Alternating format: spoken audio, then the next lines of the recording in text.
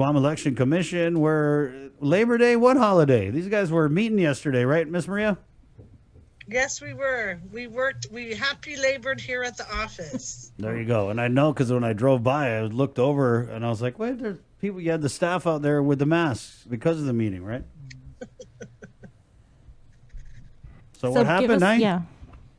Oh, what happened? Okay, so last night, yesterday, there were some discussions, and I think one thing that people are interested in is that the ballots from the 2020 primary election will all be destroyed. And so there was discussion, and with the advice of legal counsel, the board voted to destroy the ballots. All right, did we vote on how we're going to destroy it? Are we going to have like a bonfire or, what are we going to do? We're going to run it through the paper shredder? Yeah. Are we going to use it for target practice? We are sending a request for quotation to bring the shredder down to the office. Oh my God, Busta, give it to me. I'll put it in my food processor. It's quicker. I'll give you a good rate. Okay, reply to the request for quote. We'll send you one. Now, Miss Maria, in all seriousness, though, one of those ballots is my ballot, and this has been it's been crazy. The chain of events. We canceled the whole thing instead of postponing it. So I guess what would you say to those people who went and cast their vote this election, and now it's just going to get destroyed? So, Sidus Maasi for exercising your right to vote. And one of our concerns here at the Guam Election Commission is the secrecy and the sanctity of those ballots. I don't want to find out who Darrell Barnett voted for. So I want to make sure that all that, is safe and no one finds out who you voted for. There's quite a few ballots. We printed about 110,000 ballots. So you can imagine how much space that takes up. Mm-hmm. And as we've been preparing for the general election, we want to make sure that those ballots stay secret. Mm-hmm. And hence our concern that those ballots that we deal with those ballots as soon as possible. How many votes or ballots were cast? I think I'm not sure. Maybe it's over 2,500. Mm-hmm. I don't have the number, and so people will know we are still receiving off-island ballots. Wow. As we receive those, we will destroy them. We will shred them. When the law was signed that the primary election was canceled, we sent a message to all our off-island voters to let them know that the primary election was canceled. And we also assured them that we will send them their general election ballot on or before September 19th. What if we don't see a decrease in the numbers? What if we have more deaths? What if we never get out of PCOR 1? What will happen when that general election day comes?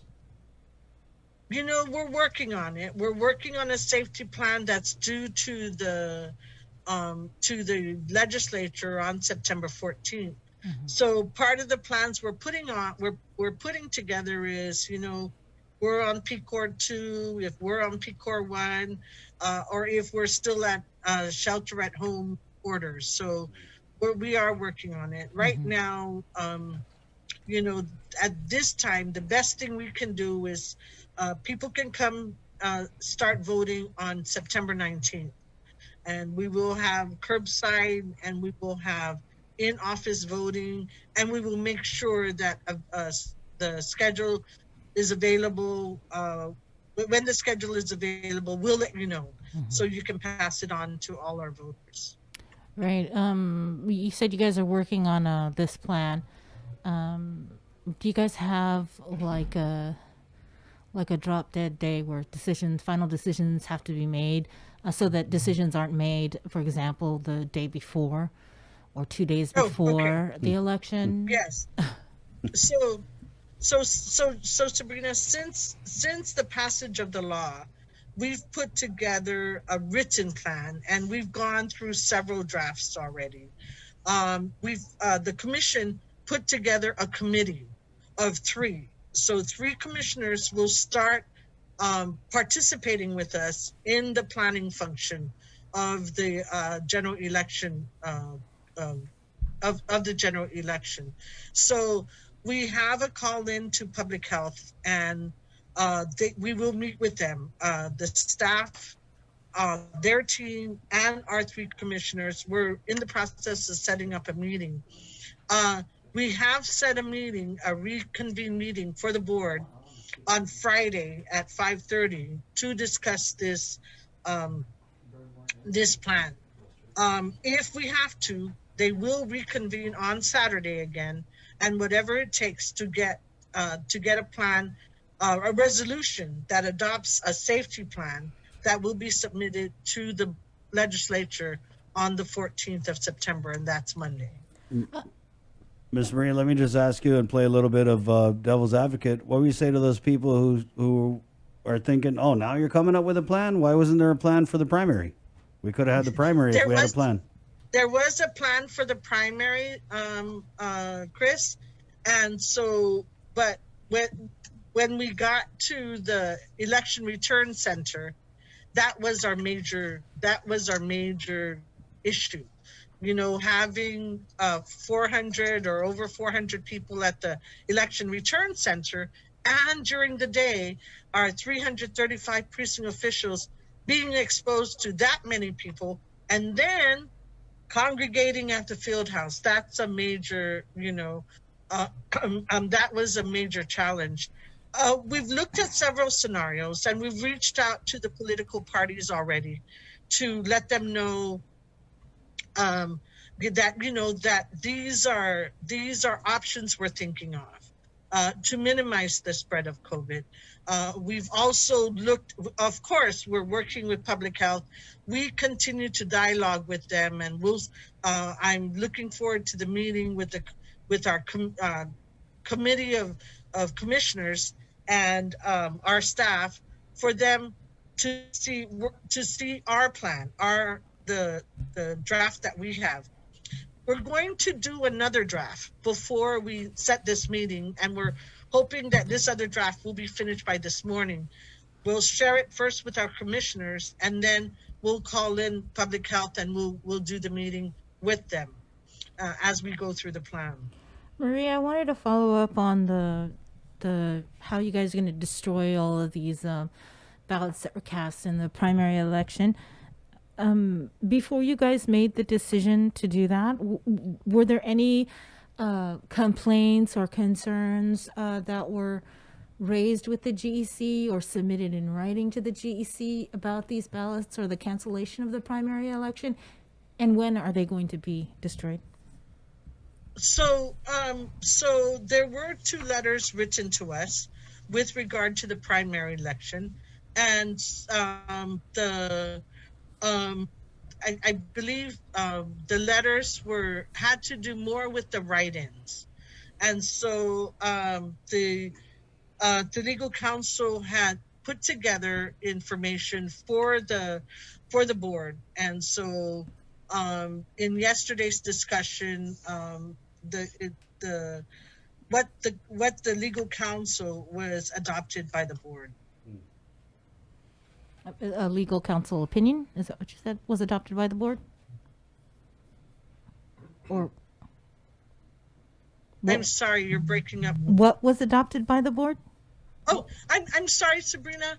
I believe it was tabled. I'm sorry, I'm mistaken. The board began to discuss the correspondences we received, and we received 2. One from the Republican Party and one from one of the write-in candidates. So those were discussed, and the board wanted some time to review what the legal counsel wrote, and it'll be discussed again on Friday, if my memory serves me right. I don't have my notes of the meeting in front of me, but I believe that's, that's what happened yesterday. Ms. But Maria, but regardless of their concerns in these letters, the board still voted to destroy the ballots?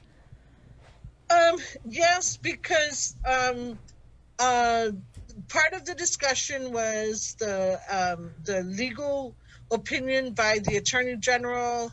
Part of the discussion was there was no there's nothing in the law that says what to do. But the major point is that the primary election is canceled. And because of the cancellation of the primary election, hence the destruction of the ballots was appropriate or is appropriate. When are they scheduled to be destroyed? can we get video? We have 10 days, so the request for quotation is going to go out this morning, and then based on that, if we find a vendor, we will do it soon. How much is this going to cost? We've already begun preparing for the general election ballot, and that takes up 110,000 ballots in a vault, takes up a lot of space. And how much is it going to cost to destroy these ballots? I didn't get the request. I didn't get the quotations yet, ma'am. Maybe a rough estimate? I don't know. What we've done in the past is we go up to their site, and I believe I paid anywhere up to $300, $500. Okay. Okay. So where are we now with the general election? Planning. Thank you for asking. So they approved the ballot design. It will be one ballot sheet for the general election. Come tomorrow at 5:30 p.m. We will do ballot placement drawing for all of them. For all the candidates where there's competition, where there's a contest. Right. So we will all do it via the internet. We will start contacting our candidates who will be involved in the ballot placement drawing this morning. We will send them an email and follow up with a confirmation telephone call. So they will be getting their calls this morning. Okay. All right. Thanks a lot, Maria. Thank you, Miss Maria. By the way, did you hear that we have 10 Guam Education Board member candidates? We did Yep. now. And 5 CCUs. Yes, Yeah. I think How many that's a seats? lot going. And Right. five Five seats are up. candidates. No, how many seats are up for grabs Yes. 2. though? For the GEB or the CCU? For both. No, for the CCU 2, for the GEB 6. Wow. Okay. All right. Miss Maria, can I just ask about your earrings real quick?